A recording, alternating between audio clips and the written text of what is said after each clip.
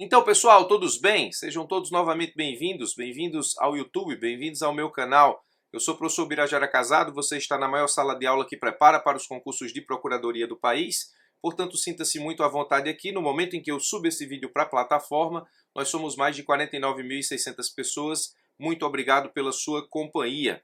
Bom, professor, como é que numa sexta-feira à noite você vem com charadas sobre a prova da PGDF? Bom, é isso mesmo que eu estou te dizendo.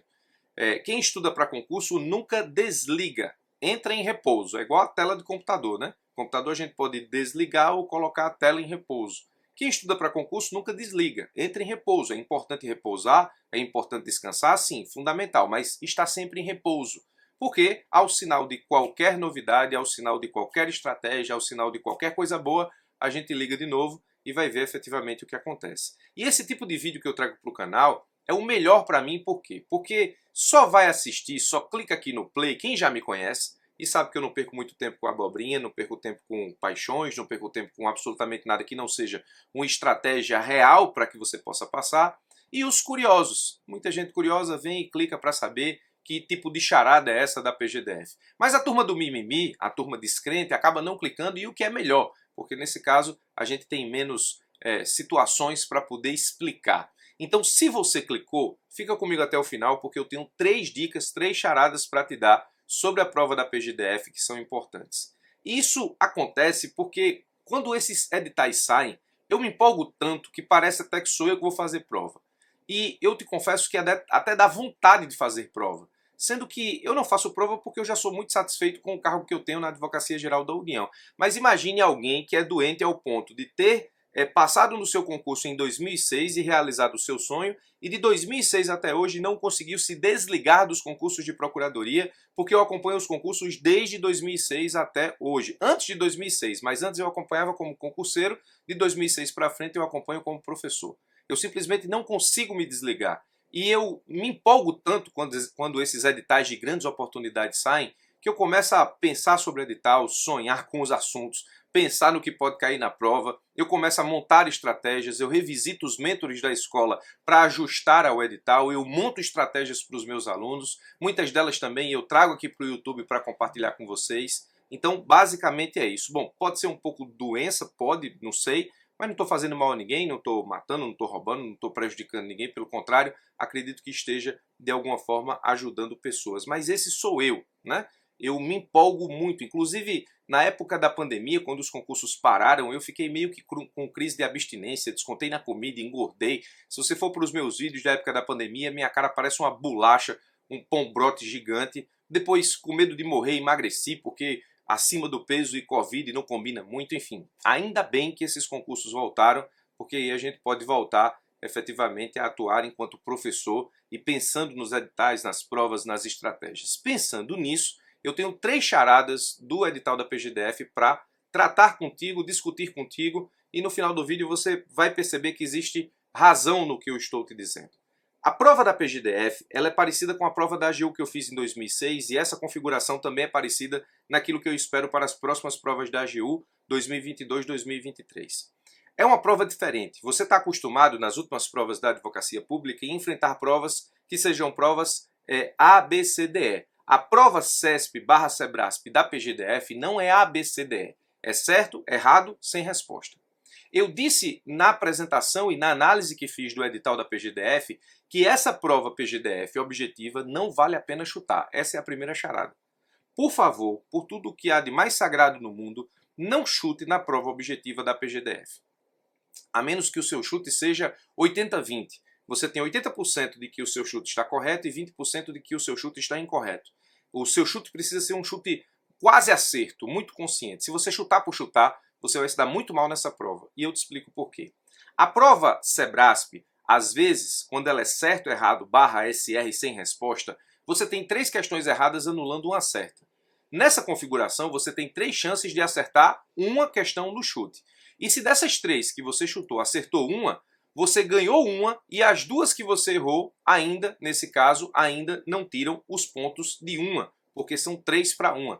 Então aqui, estatisticamente, vale a pena chutar. Coisa parecida acontece quando você tem 2 respostas para anular uma, 2 respostas erradas anulando uma. Você tem duas chances para acertar, uma no chute. Se você acertou uma no chute, você ganha a que você acertou, e a que você errou ainda não te tira nenhum ponto. Agora, a prova Sebrasp PGDF é uma errada anulando uma certa. Não dá para chutar aqui.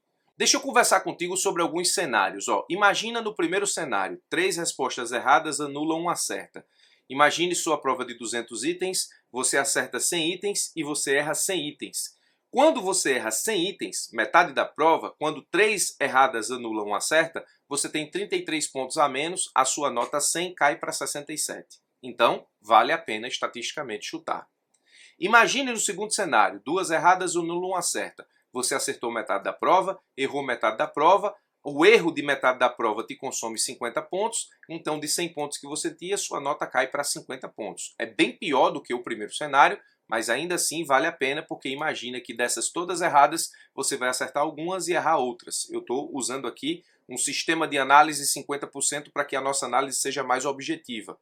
Agora, no sistema uma errada anula uma certa, se você acerta 100 itens e se você erra 100 itens, você tem 100 pontos a menos, a sua nota é 0 na prova. Então, está mais do que provado, em relação àquilo que eu expliquei lá, quando disse a análise do edital, que ia explicar melhor essa situação, não vale a pena chutar. Então, na prova da PGDF, a primeira charada da prova é: não vale a pena chutar. Não vale. Te mostrei aí por A mais B que não vale a pena chutar. A segunda charada da prova diz respeito à utilização do SR. O que é o SR? A prova CESP, quando ela é por itens, que você precisa marcar certo ou errado, a coisa não termina no certo ou errado. A coisa é, você marca certo, você marca errado, então você está respondendo o item, ou você pode retirar o item da sua prova. Como é que você retira o item da sua prova? Você retira aquela pontuação da sua prova quando você marca sem resposta. Então, não é apenas para ter em mente que você vai ter instrumentos de C, E na prova. Você vai ter instrumentos de C, E ou SR. Ah, professor, mas eu não consigo ficar sem responder. Eu não sei utilizar o sem resposta. Eu me sinto omisso ou omissa no momento em que eu não julgo o item. Mas julgar o item não significa dizer que você vai dizer que ele é certo ou errado. Vai dizer também que você precisa se conhecer para dizer que você não tem condições de respondê-lo. E aí você tira o item da sua prova. Quando você marca SR, você não está sendo omisso. Você está sendo inteligente diante de um item que você não conhece a resposta.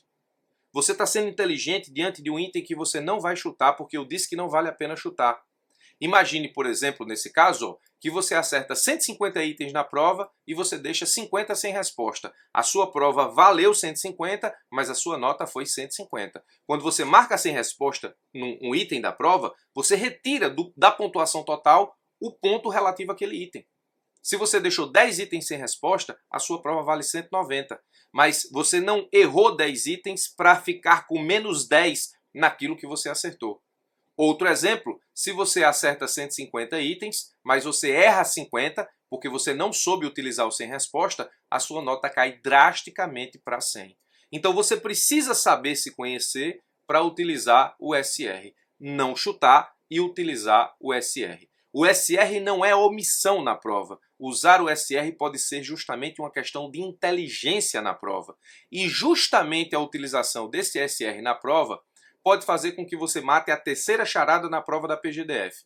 Qual é a terceira charada na prova da PGDF? Você pode encurtar o terceiro escalão. E eu fiz isso na minha prova. Vê bem, o edital diz assim, item 11.13.4. Será reprovado na prova objetiva e eliminado do concurso o candidato que obtiver nota inferior a 60 pontos na prova objetiva. Então é 60 pontos no geral. Não tem subpontuação por grupo. Essa é uma informação importante. Na minha prova da AGU havia pontuação por grupo. Mas nas contas que eu fiz, como eu não gostava de penal e processo penal, qual foi a decisão que eu tomei na minha prova da AGU? Eu não vou estudar penal nem processo penal.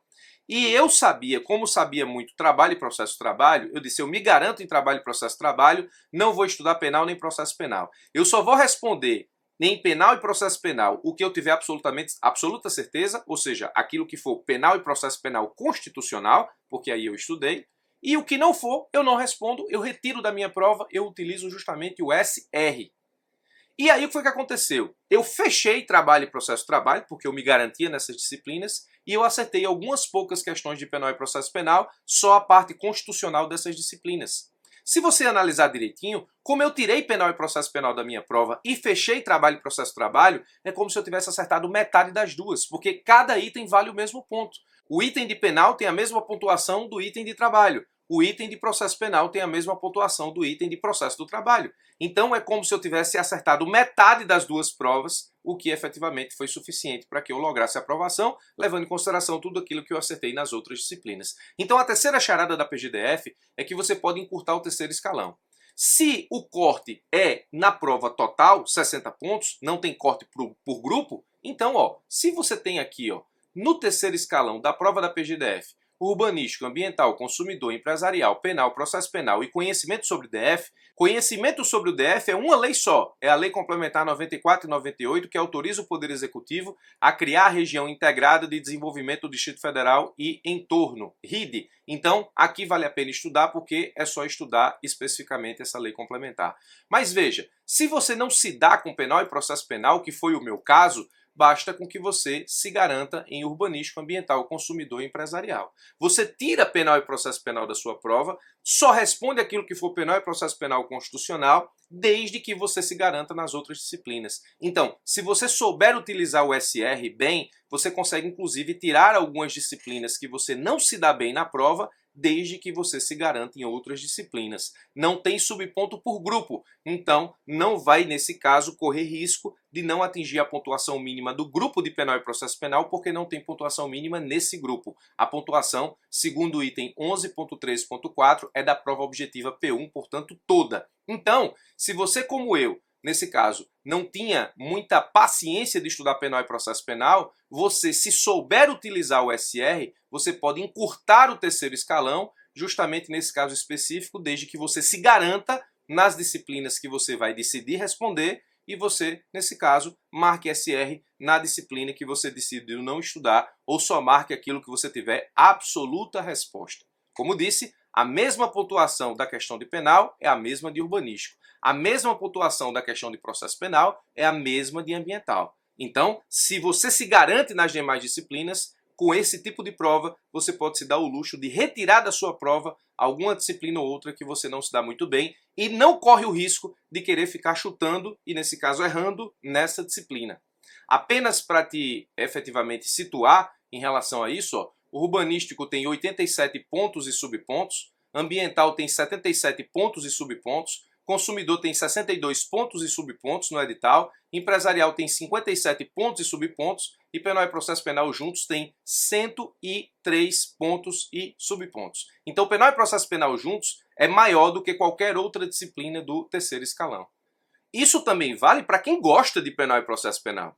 Quem gosta de penal e processo penal, e algumas pessoas gostam, podem decidir, por exemplo, não estudar o urbanístico, desde que se garantam em penal e processo penal, porque aí você tira o urbanístico do seu terceiro escalão, sabe penal e processo penal e investe tudo o que pode em ambiental, consumidor e empresarial. Trabalha com o SR a seu favor. Então você precisa saber utilizar o SR, tanto para efetivamente não ficar chutando desnecessariamente e perdendo ponto, porque não dá para chutar, quanto para, de repente, retirar do terceiro escalão alguma disciplina que vai mais te embaralhar do que garantir pontos para você. A disciplina que te embaralha, que te atrapalha, que vai te fazer chutar e errar, você tira ela da sua prova e se garante naquelas que você consegue se garantir. Foi o que eu fiz, por exemplo, na minha prova de advogado da União 2006, que tem a mesma configuração, ou tinha a mesma configuração, da prova da PGDF. A parte sobre conhecimento do Distrito Federal é somente essa lei, vale a pena estudar, mas as outras questões ou disciplinas do terceiro escalão,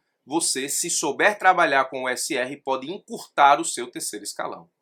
Preste muita atenção, porque são 3 charadas importantes no concurso da PGDF. Não chute, primeiro, saiba usar o SR, inclusive para encurtar o terceiro escalão. Não chute, não chutar é a primeira charada, saber usar o SR na prova para todas as disciplinas é a outra charada, e saber usar o SR para encurtar o seu terceiro escalão é a outra charada. Está aqui. Estratégia para a Procuradoria do Distrito Federal, Procuradoria-Geral do Distrito Federal, edital publicado no dia 9, e as pessoas, obviamente, já começaram a estudar para esse concurso. Se você quer estudar comigo, mantenha calma, eu vou lançar nesse final de semana mentoring do núcleo duro, mentoring do segundo escalão, mentoring do terceiro escalão, mentoring de disciplinas específicas do terceiro escalão, curso de segunda fase para quem já está preparado nas disciplinas e quer adiantar o estudo de segunda fase, simulados objetivos de tudo, simulados objetivos de lei local, ou seja, a gente vai ter uma preparação completa para PGDF. Se você quer estudar comigo, segura as pontas, eu continuo analisando o edital, fazendo todas as estatísticas para que os meus cursos possam fazer realmente diferença na sua preparação. Mas essas 3 charadas aqui existem, são importantes e você não pode negligenciar essas informações. Isso pode te ajudar muito na estratégia para a prova objetiva, ok? Muito obrigado pela sua atenção, forte abraço e até os nossos próximos encontros.